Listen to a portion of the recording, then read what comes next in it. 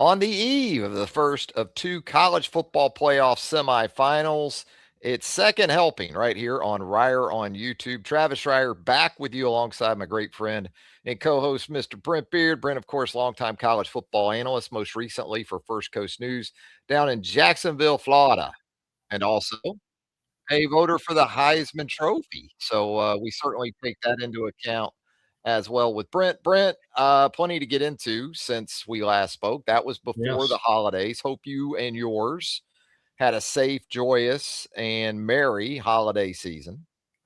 we did. Well, we have a new grandchild in the family who was born in Mm. March, so he's been a joy, and he's growing like a my parents used to say he's growing like a weed. Well, he's growing like a linebacker, really.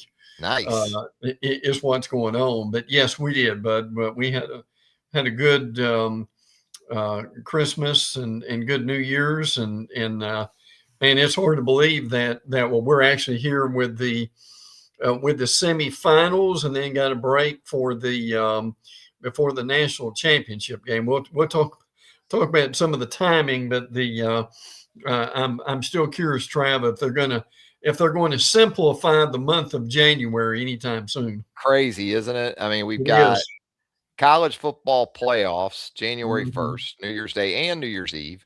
Now we're Mm-hmm. into the semifinals on January 8th and 9th. And with all Mm-hmm. that, we've got transfer portal humming, Mm-hmm. absolutely whirring. We've got coaching news. We've got NFL decisions. We have That's got right. everything kind of coming together here in college football. And we're going to stick with obviously more so the SEC perspective. And it's interesting to me, Brent, because a year ago when we did this before the semifinals, instead of Ole Miss, it was Texas that was Yes. left standing. So Yeah. the last couple of years, it hasn't been Georgia and it hasn't been Alabama at Yes. this point of the college football playoff. Yeah. They obviously Georgia, Bama involved in the playoffs, but they certainly didn't go as far as they wanted to. I think one of the more interesting stats that I've seen so far, and I give Chase Parham credit for this. Of the four teams, the final four, Ole Miss has a 68,000 seat stadium, Miami a 64, Oregon a 60, and Indiana, who may win it all, has a 56,000 seat stadium. Trav, what in Yeah. the world? That tells us something, does it not? Yeah, it does. It tells us that tickets will probably be plentiful in Atlanta and Glendale coming Yeah, up in the next really. couple nights. And it sounds like that is the case. And I'm Yes. joking, obviously. It's a very, very interesting stat. I Mhm, do think we have seen a trend of late in terms of downsizing mhm, capacities mhm. around really every sport, Yes. every significant sport, whether it's major league sports, whether it's P4 football. Amenities are obviously a big part of it. But hey, yeah, I do think you when you talk about Ole Miss and Indiana specifically, which is kind of what I'm sure we're getting at with a stat Yeah. like that, it does say a lot about this particular Final Four for FBS college football. But Ole Miss, just an amazing story with everything that's Yes. going on Yes. with Lane Kiffin moving on to LSU, Pete Golding now. I kind of joked on X. Pete Golding's going to have to get an extension before his first regular season game. He already has a contract. They're Yeah. going to have to extend him now because he's 2-0 Yeah. in the college football playoff. But what a football game on New Year's night in New Orleans, Louisiana. Oh. Trinidad Chambliss, just magical. We had talked about it through the season that if Ole Miss gets enough from Keywan Lacey in the run Mhm, game, that mhm. makes them even more difficult to deal with.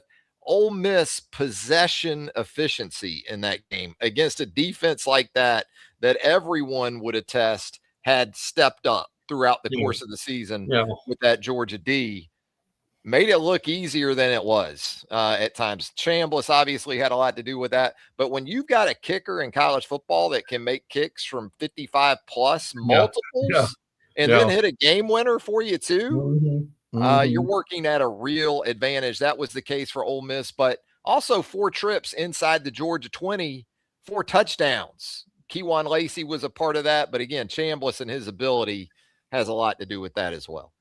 Chambliss is somebody we haven't seen in a while. Chambliss is a great equalizer in a lot of ways and can score with his arm or with his feet. Lacey, the same thing. Look, I'm sure you've noticed this like I have, and we're just not talking about this year for those two, Trav. Kewan Lacey, we know he's coming back next year, Mm-hmm.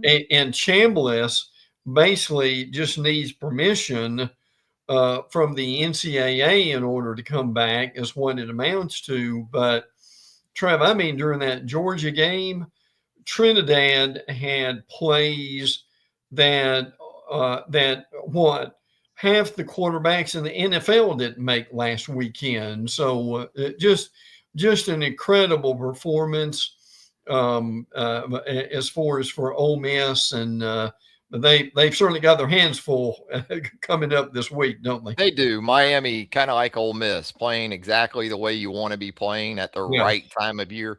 Miami feels a little bit like Ohio State last year, Mm-hmm. kind of going into the playoff in a similar fashion. You know, a lower seed going into the playoff. People forget last year, I think Ohio State was an 8 seed. Yeah. So Yeah. Miami in a similar situation. Quarterback play, I thought for Ohio State going into the playoff was a bigger concern for Mm-hmm. the Buckeyes than it ultimately proved to be. And I think I went into this playoff feeling the same thing about Carson Beck. But to Miami's credit, with the way they play defense and they can run the football, they have been able to prevent that from becoming too much of a situation for Carson Beck. Not that he isn't capable at Mm-hmm. times, and Malachi Tony and what he brings is a big play threat, but it's been retro football, just the way It Mario has. Cristobal likes it. Line of scrimmage football, run the ball, stop the run, and then with those two edge guys, be able to just absolutely get after opposing quarterbacks once you put them in obvious passing situations. Different this week, though. And I tried to think Mm-hmm. about it earlier. Who has Miami played this year at the position that is similar to Trinidad Chambliss? Mm-hmm. And this isn't Julian saying that No, you're trying to no. finish on coming up. I guess Marcel Reed did bring some of Yeah. that in Yeah. the first He round did. for Texas A&M, but Mm-hmm. Chambliss, as much as anything, even with the ability to improv and extend and make plays with his legs, it's the composure with him that Yeah. really Yeah. strikes me.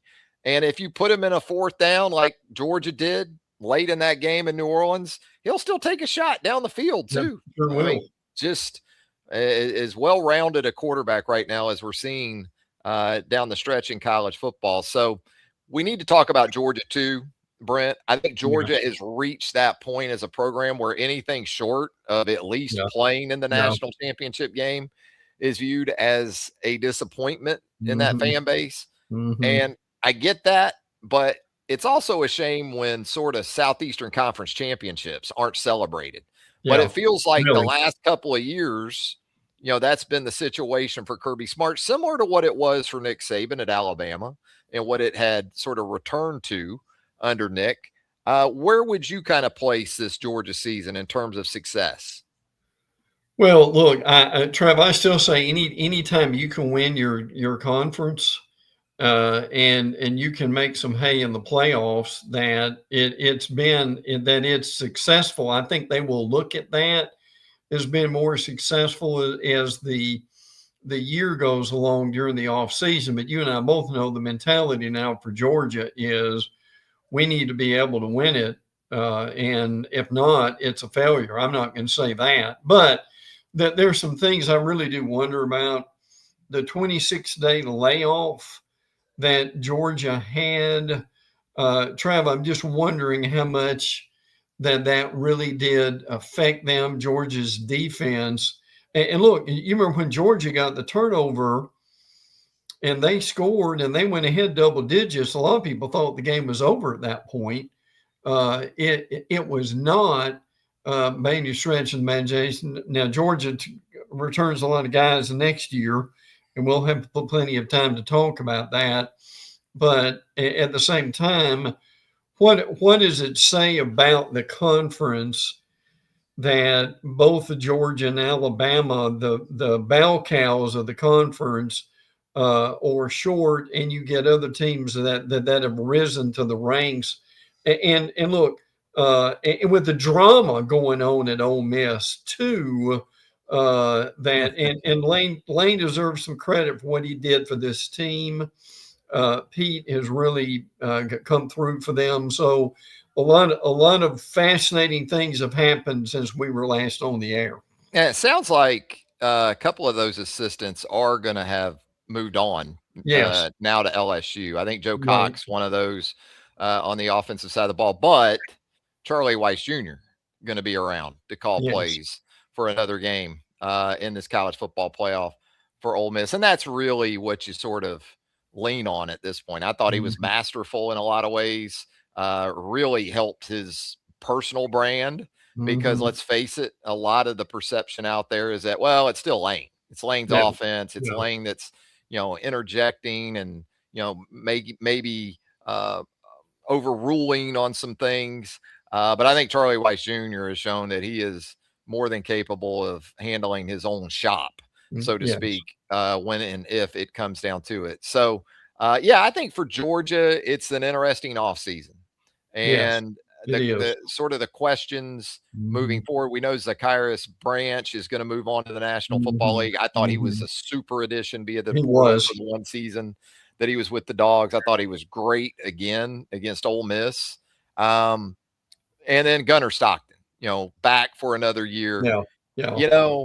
The guy, he isn't the prettiest quarterback in college football in Yeah. terms of how he gets it done. Right. Right. But in an era where loyalty is becoming more and more tied to Mhm. NIL and, incomes and things like that, this is still a throwback dude in terms of his Yeah. willingness to Yeah. sell it out for Old State U. I mean, he took a couple of shots in that game Really. against Ole Miss where he didn't just get back up. He got back up, and it's like Bobo called design quarterback run right after it. It's like he got just absolutely crushed on the one Yeah. big completion down deep Right. inside Ole Miss territory. And then he comes right back. I think he read it. I think it was a read that he made. He runs right back between the hash marks for a touchdown. Mhm. So Mhm. just not many guys like Gunnar Stockton in college football, or not, not as many as there certainly was. We got a question here in the show chat from Gregory. He's asking about Kewan Lacey's left shoulder. I know that's been a problem for him, but Mhm. that's another thing that stood out in that game for a guy to Yes. have a left Yes. shoulder issue Oh, and to yeah. run as hard as he does because he's not 220 pounds either. No. No. Um, I thought was very, very impressive. And it sounds like based on at least last night's injury or availability report for Miami and Ole Miss, it sounds like he's going to go because he wasn't even on the report. What about this matchup with Miami, though, Brent? What has to happen, in your opinion, for Ole Miss to be able to keep this story going and push its way to the national final? I don't know if necessarily that Ole Miss is going to be able to deal with the defensive line. Look, Hmm. I'm you and I have a real affinity for the line of scrimmage, and whoever controls the line of scrimmage controls the game. But Trev, the thing that has fascinated me is I still believe that. But when you've got a guy like Chambliss, who can do amazing things with his arm and his feet. I mean, again, he made what, Trav, about 3 plays in a row that you only see the NFL, Yeah. um, Well, in that last game. And when you listen, when you can do that, even if you give up some of the line of scrimmage, he takes it back, doesn't he? yeah, he is I like to call him an eraser Yeah. because Yeah. even when it's wrong, he makes it right. He can Yes. erase what's wrong and make it right with his Mhm. abilities. And it's just like the guy's getting more and more confident every time he goes out there. I'm with you. I like Miami a lot in terms of how they go about their business. Yes. And Yes. defensively, it's not just about Bain and the edge Mhm. guys. They are complete as a defense and they will hit you. Yes. There is a physicality across the board. And I think all four of these teams that are left kind of have some of that in them. Hmm. I think give Ole Miss defensively some credit too, because we're going to talk a lot about the Miami run game in this matchup.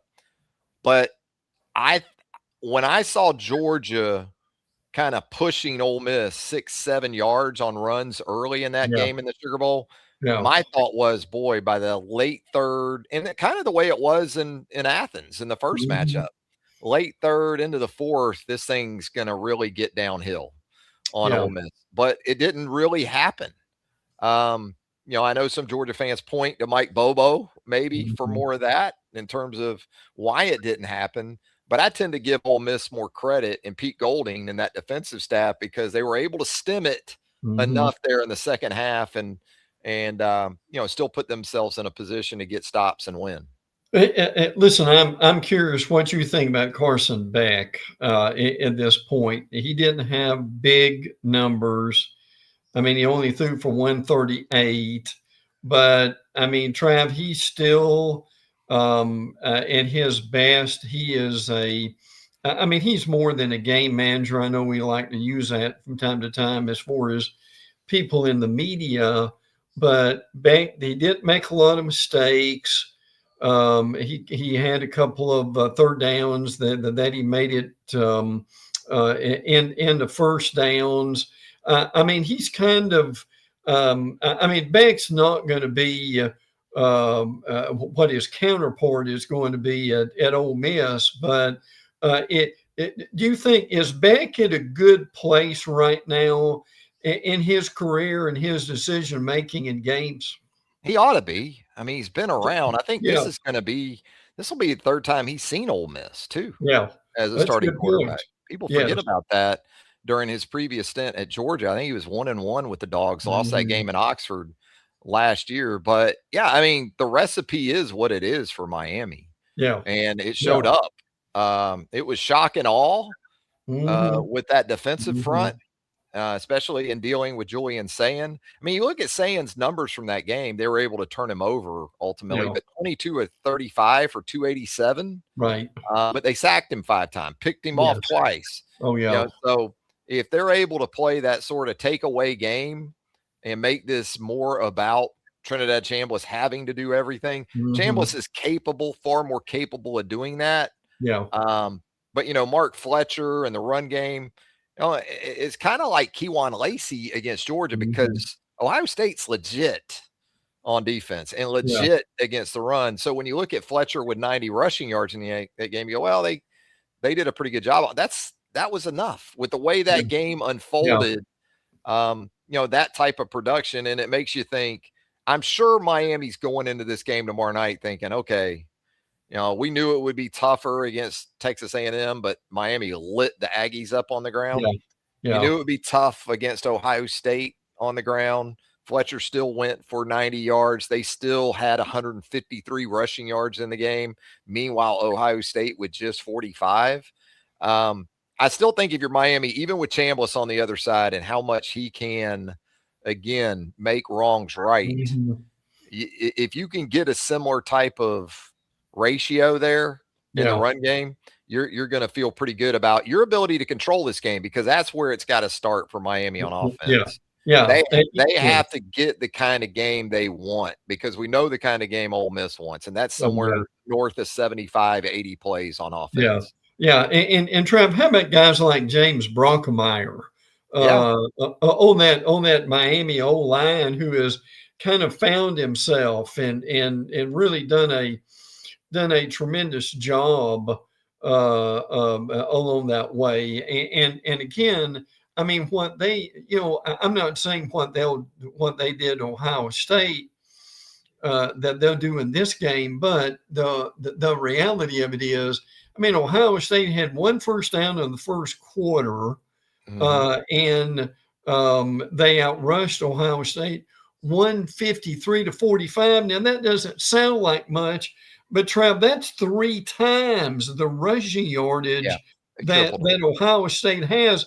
When you got that, you can control a game, can you not? Yeah, you can. And again, it was like shock and awe Yeah. with the defense and the way they went after that Ohio State offense there and got to that 14-0 lead, especially after Keontae Scott with the pick six there in the second quarter, then you start really thinking Miami can do this and Miami can do it the way they want to. Now, Ohio State isn't a tempo team. They don't challenge you that way. Texas A&M really not a tempo offense. So this is going to be different. This is going to be different for Miami on a couple of different fronts. And I thought also, there were a couple of times in this game where Ohio State got it to like a one-score game from that 14-0 deficit, 14-7 there in the third quarter. And it wasn't a touchdown that Miami answered with, but Carter Davis with a big 49-yard field goal to push that thing back out to a two-score lead. Yes. I mean, that's more of what Miami obviously wants in this matchup, because as good as Miami is defensively, it's not just Trinidad Chambliss, okay? I mean, there are dudes. I mean, you look at the wide receivers for Ole Miss right now, like Harrison Wallace the third, Stribling. They both go over 100 yards against Georgia, and we thought that Georgia defense, especially the back end, was playing at a higher level. So they've got a couple of different tight ends that they can use. Daquan Wright. We also saw it even with Luke Haas, one of the extra tight ends who caught a big touchdown pass against Georgia. There's a lot to account for with this Ole Miss offense, and that includes tempo and pace being a big part of it. And one thing that really needs to be said that's almost overlooked is Miami won the game on all three phases. It's kind of the same way Indiana does.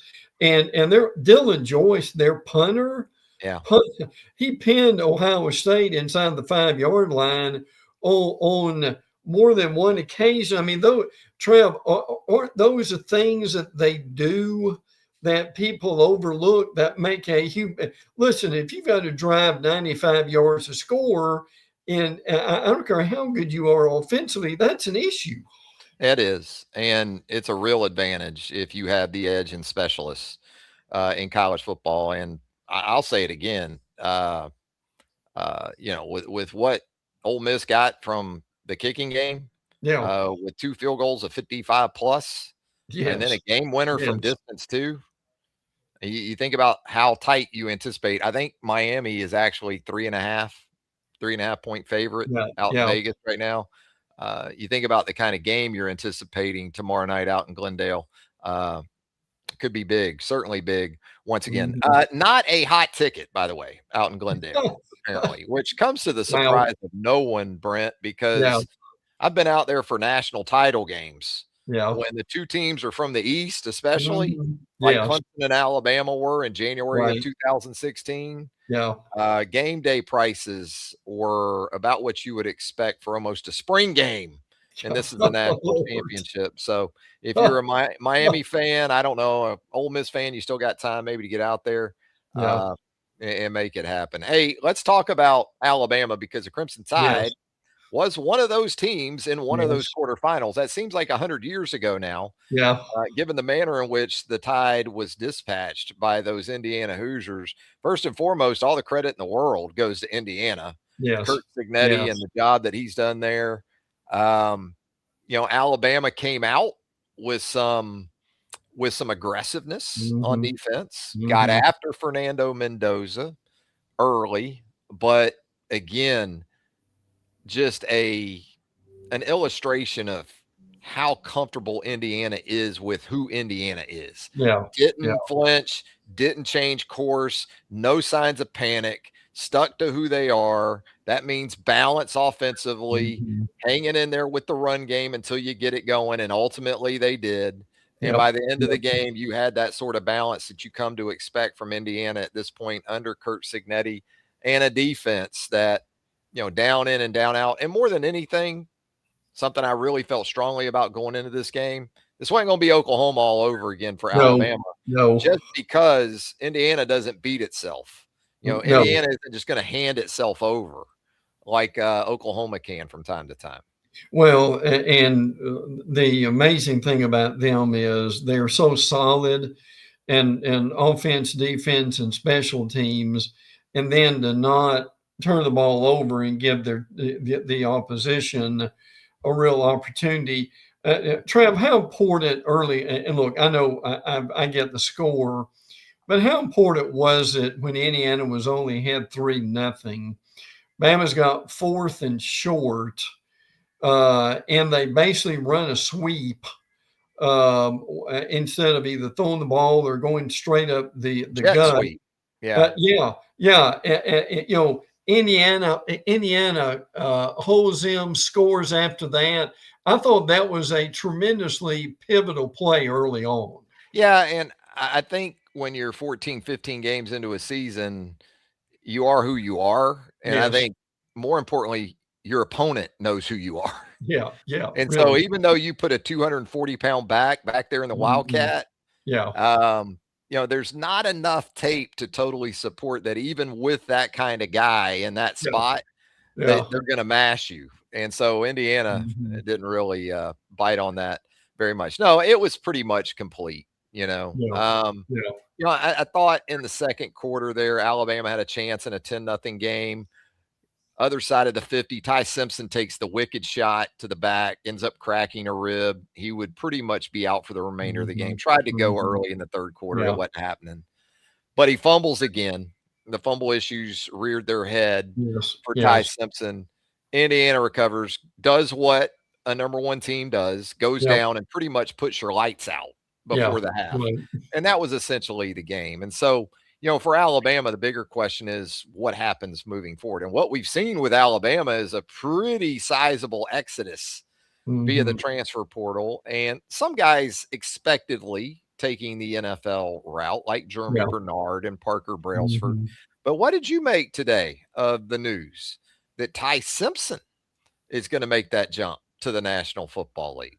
Well, I really wasn't surprised necessarily, but look, to be realistic here, and I'm curious about your thoughts on this. I mean, if Ty had stayed, I mean, he again likely is a starter, but what happens to the other two guys, Yeah. do they stay, and how patient are they? And in this day and age, you're really not going to see that very much. So I think what this does, it certainly opens up the quarterback situation for Alabama, but still, Trav, there's an issue. They've got to find a way to run the ball better.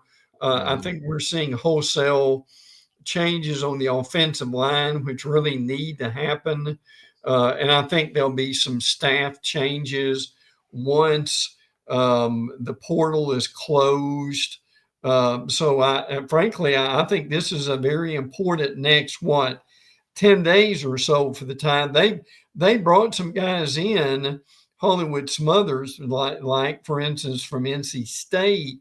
I think there's certainly some excitement about that, but this is a very important 10 days left for Alabama.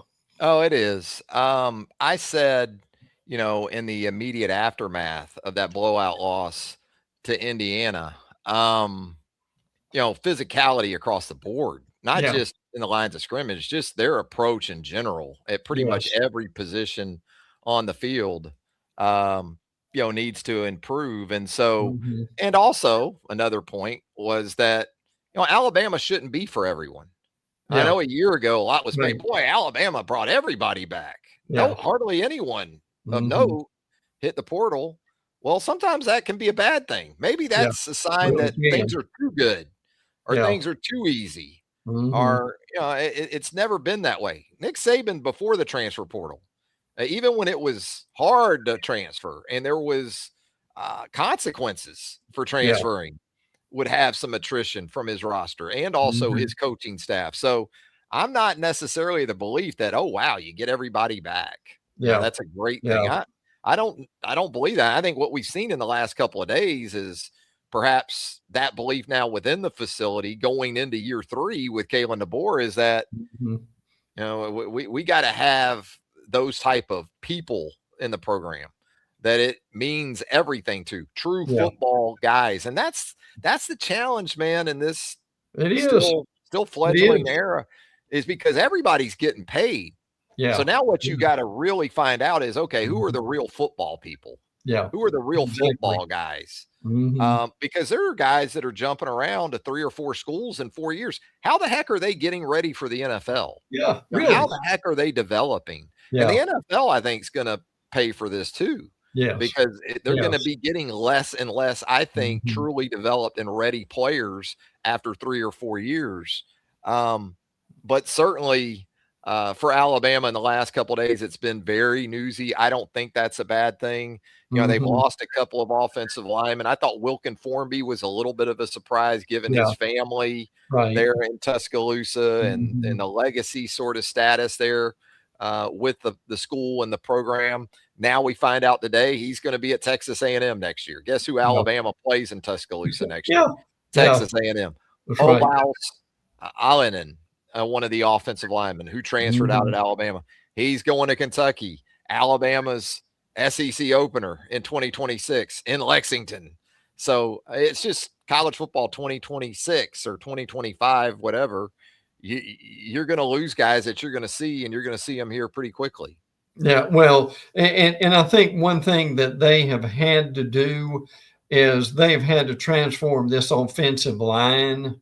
I mean, we're in a different day now. For instance, Caden Strayhorn, the Mm-hmm. offensive lineman coming from Michigan as a true freshman. I mean, he's 6'3", 318. I mean, Bama's had guys well into what, Trav? Three, 340, 350, Yeah. and above. Caden Proctor, for instance. I think that's something that that's going to be changing. That they need to weigh less so they can move better. I think that's going to be important for them too. So, and they also brought in Caleb Woodson, who is a inside linebacker for Virginia Tech. But the offensive line changes have got my attention. Yeah. Strayhorn, you're right. He's that kind of guy that you would think physically, he's still got a couple of years Yeah, to develop. But this past season, Brailsford was playing at 290. So it yeah, kind of goes both ways at that center position. hmm, But certainly you're thinking Michael Carroll, yeah, Strayhorn are going to be some building blocks for this hmm, offensive line hmm, moving forward. You would like to think a 5-star freshman from 2025 and Jackson Lloyd is going to be on the cusp of being ready to go. They're still involved too yes, with a couple of offensive linemen out there, both from within the SEC and back over in the ACC. So the coming days are going to tell you a lot about Alabama's offensive line. Lost some defensive front people of note yes. too. Quay Oh, yeah. Rusall, James Smith, Hmm. a couple of former high school teammates who went to Alabama together. Looks like they could be on to their second destination Yeah, yeah. uh, together. But Alabama today picks up a big commitment, or in the last 24 hours, from Devin Tompkins, the Hmm. defensive lineman from Southern California. So Yes. this is kind of going to be the give and take. We didn't see it as much with Alabama a year ago, but we're definitely seeing it this time around. Well, and the offensive line being quicker and lighter, shall we say, Trev? I think what they're also doing is, and they really need to do it, particularly in for SEC play. Is I think the other thing we're seeing is you get a line that is a little quicker, and you can run the ball better. Mhm. We mentioned Smothers a few minutes ago, and they've got some high school kids coming in that I think is going to help them. So, and look, that doesn't mean they're going to go back to running the ball 50-50 or 60-40 like they did under Nick Saban. But they're getting people now to where when they go back to running the ball, however much they run it, they'll be more effective doing so. Yeah, you think of Ole Miss and you don't think of a running team, Hmm. but they run when they do run it with Yes, Lacey in that run game, yes, they run with purpose. they do. They run it to run it. They don't run it to, okay, we got to show you a run. Yeah, It's yeah, kind of a right. throwaway down. Ole Hmm. Miss runs it to run it, and that's kind of the what Alabama's got to get to.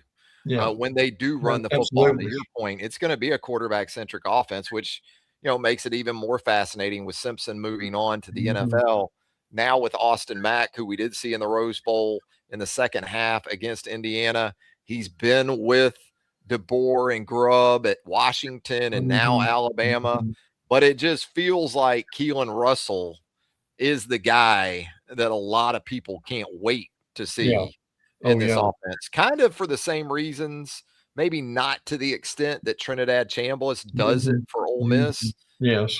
but he can do some things outside of design that can really, really help an offense keep it going. Yeah. Yeah. Absolutely. So it's going to be fascinating to see what they do, and there is a still another week left of the Mhm. portal to see what some of the other teams have been doing too. That's fascinating. Auburn bringing in Byron Brown Mhm. from South Florida, and many South Florida players. Jane Baugh coming back for Florida. Huge. Uh, it is, isn't it? And Trav. Now we would have people would have laughed at this before. Florida getting an influx of Georgia Tech players, which frankly, the last 2 years, you get a player from Georgia Tech. That's a pretty good athlete, frankly. Well, you're going to get a guy that's been coached with That's Brent Key right. and that staff. And if, hey, that John Summerall really wanted Buster Faulkner to run that offense. Yeah. So when you Yeah. brought him in, if he wants to bring Philo with him Hmm. from Georgia Tech at the Hmm. quarterback position, a wide receiver coming down from Tech, there's going to be that sort of crossover. I know Alex Golish back to Auburn is catching Yeah. some ribbing, and I've kind of even jumped in on that because it does feel like Golish is bringing everybody from Tampa Yeah. with him except Yeah. Ric Flair, except the nature boy Ric Flair. But I like it too, Yeah. because when you're implementing your program, it's not Hmm. just about fits for what you like to do in your Yeah. schemes. Yeah. It's Right. every day in practice, how Hmm. you go about individual period reps. You're bringing with you on the field sort of I don't know, what do you call it? Someone that can show everybody else. This is how we Yes. do this drill. Yes. Yeah. Without a coach trying to explain it or show it on tape. I mean, you can do that too in the meeting rooms, which is Hmm. good. But when you go out to the practice field, you've got guys that this is how we play quarterback Yeah. in this program. Yeah. This is how we play corner. This is how we, you know what I mean? But Hmm. Byron Brown, uh, been very good in that offense, and has played a ton of football under Yeah. Alex Golish, and a bigger dude than you think too. So he's going to be a part of that run game at Hmm. Auburn to go along with the other pieces they will have there as well. What about how about Austin Simmons? I mean, Ole Miss is still playing, and Yes. Austin Simmons is pretty much already, I guess, the starting quarterback at Missouri for next year. It sounds like. Basically. Oh yeah, yeah. And listen, what about Sam Levitt of Arizona Oh, State, jeez. associated with Tennessee, and kind of yeah, some of these pickups I think could help some of these teams considerably. Yeah, Sam Levitt, you're almost starting to feel a little bit of sympathy for. It almost feels like he's the backup guy everywhere. Now, I guess Yeah, he's yeah. gonna visit Tennessee, I believe, Yes, on yes, Wednesday. He's with Lane Kiffin the last day or so. yeah, Then the yeah. Damon Williams seismic situation. I was just about to fall asleep last night, and this Damon Williams Washington Yeah, thing yeah, sort of just blows up on social media. no All the doubt. while, Sam Levitt is with Lane Kiffin at an LSU basketball game Yes. last night. So I don't think Sam Levitt thought when he jumped in the portal from Arizona State that he might be sort of the bridesmaid Yeah, in a lot of these yeah. quarterback derbies. Also, I've seen where Michael Van Buren Yes, of yes. LSU here in the last few hours has Mhm. agreed to move on to South Florida. So Yeah. just the interchange is fascinating. No doubt about it. Brent, anything else before we get out of here? And by the way, Ashton Daniels from Auburn, I Yeah. understand, transferred to Florida State. If folks haven't heard that, boy, oh boy, Trav. I mean, So how? Alabama will likely see him again. Yeah, They yes, saw him in the Iron yes, Bowl, and then yes. Alabama in week 3 of the 2026 season gets Florida State in Yeah, Tuscaloosa. yeah. Oh man. Well, yeah. Oh yeah, yeah. The possibilities are just endless right now of of irony that is going on here. So, but yes, we've got two big games this week. Then we've got some time off, and we'll get into this later on. Um, but I mean, Trav, you've got two games this week, Yeah, and then you got nothing yeah, until the 19th. And I really do wonder. And look, we know the powers to be that are meeting, and I think a lot of that starts next week or the week after that. And they've got to make some big time decisions, and they've got to make them quick yeah. if they want to make some changes for the coming year. So that's something that we're going to be following in the next few podcasts very closely. No doubt about it. Still going to be plenty to talk about. Oh, And yes. for the Southeastern Conference, it's go Ole Miss go. Hotty Yeah, toddy at yeah. this point. To get the league through to the national championship game, it all rests on the folks from Oxford. Brent, always a lot of fun with you here on the channel. Look forward to doing it again next week. Me too, bud. Take care. Thanks much. For Brent Beaird, Travis Reier, thanking you once again for joining us live right here on Reier on YouTube. Have a great rest of your Wednesday night, and we'll rejoin you right here on Roy real soon.